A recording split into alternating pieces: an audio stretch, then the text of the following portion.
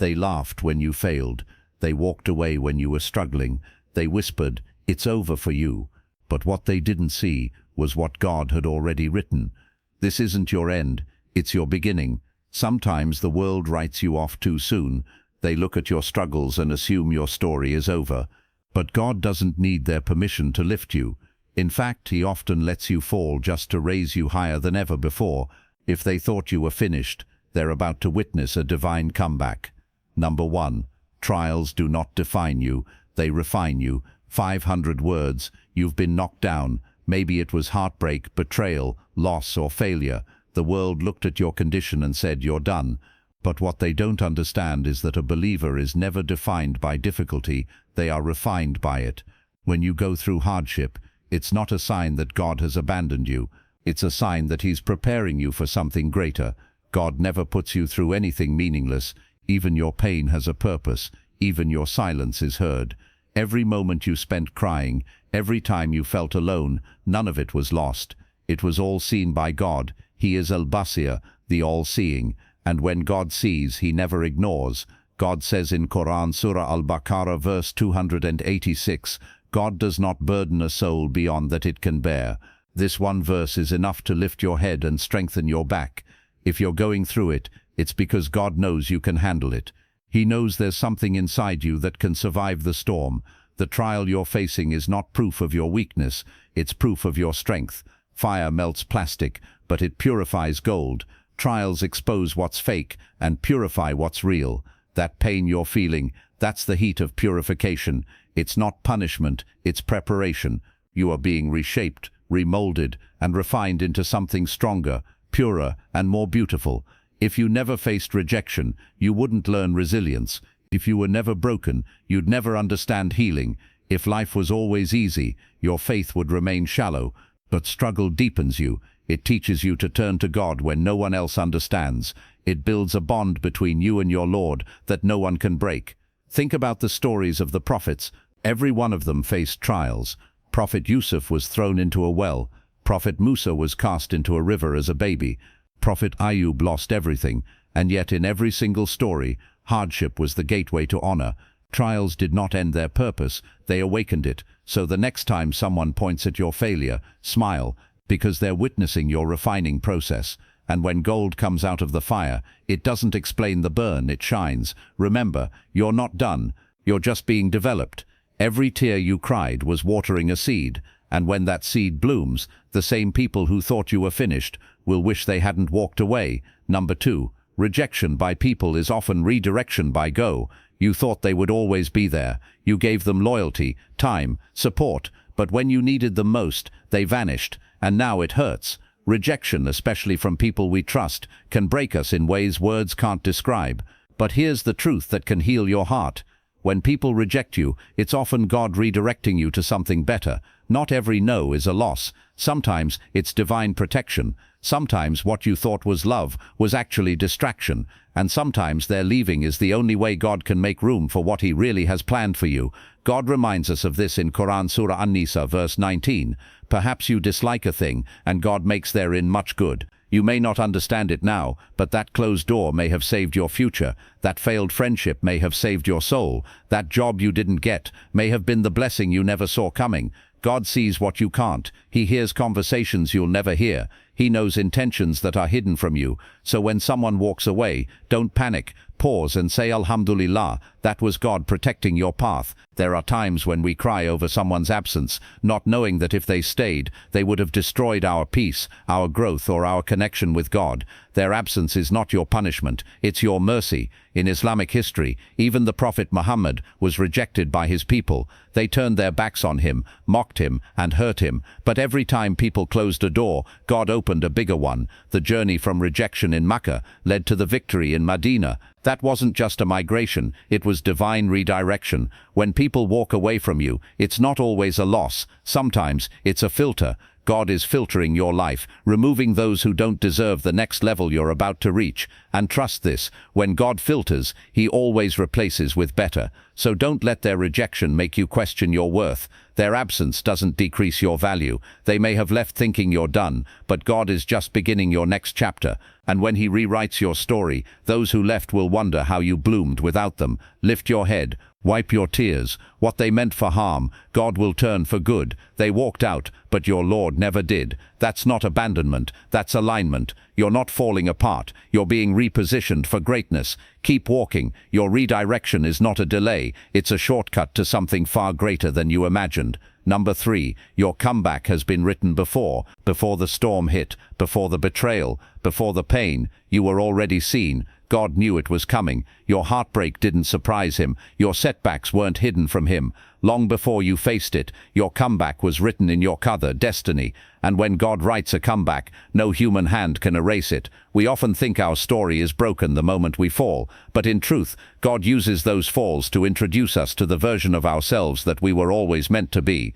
The version that's humble, resilient, spiritually strong, and aware that success doesn't come from people, it comes from Him alone.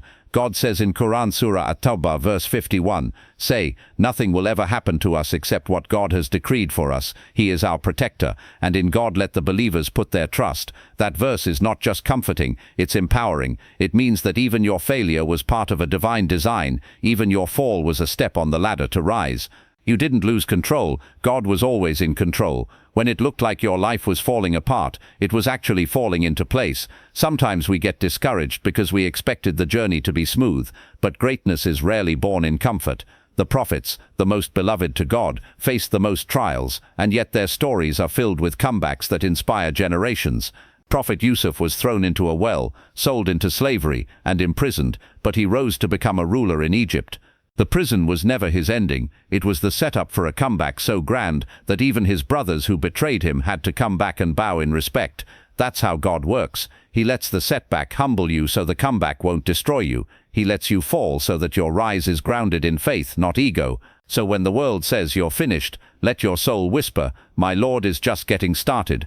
The same God who split the sea for Musa, who saved Yunus in the belly of a whale, who returned Ayub's health after years of pain, that same God is watching over your life too.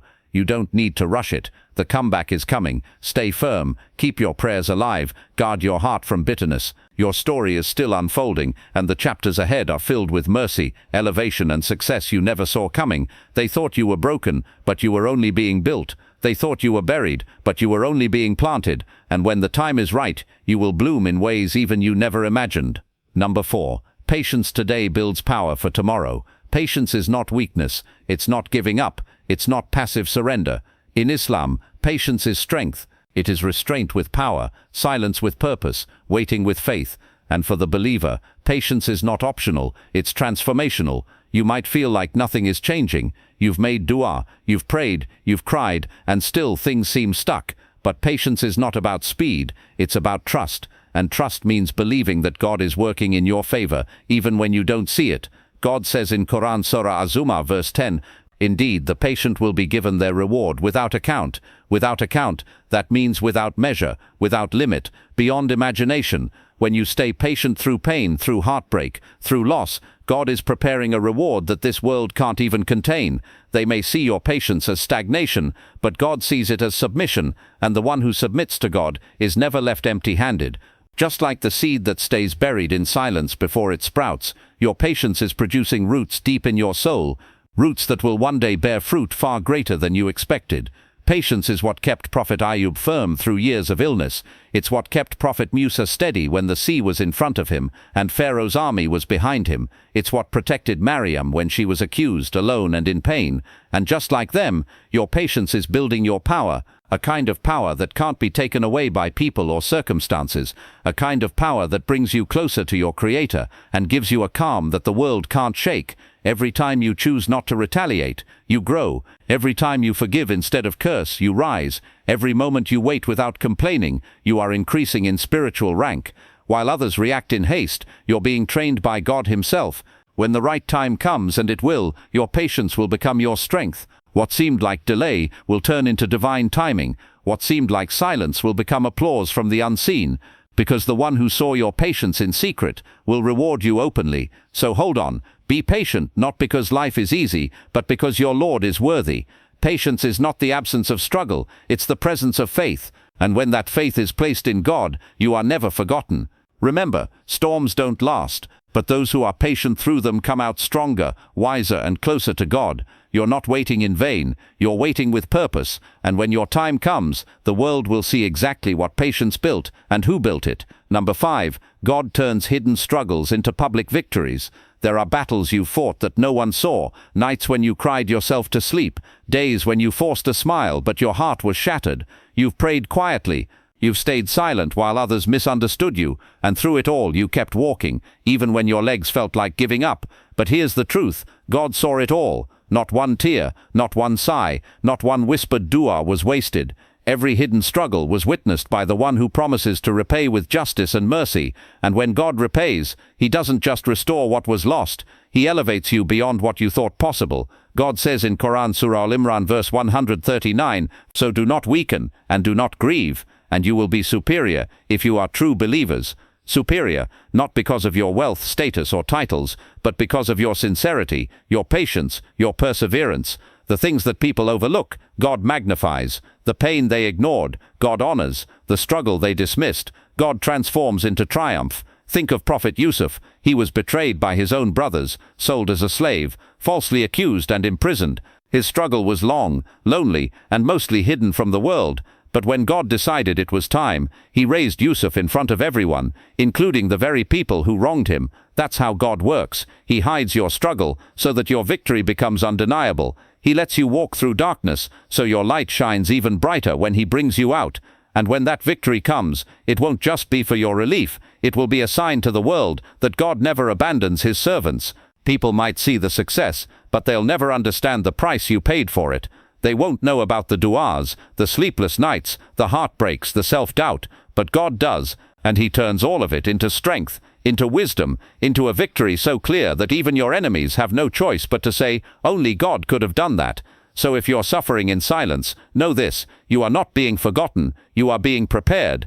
God doesn't waste pain. What you go through alone will one day become a means of inspiring others. What you conquer in private will become your public honor. Never underestimate the power of unseen worship and silent patience. That's where legends are born, that's where saints are shaped, and that's where God begins preparing victories that cannot be denied or ignored.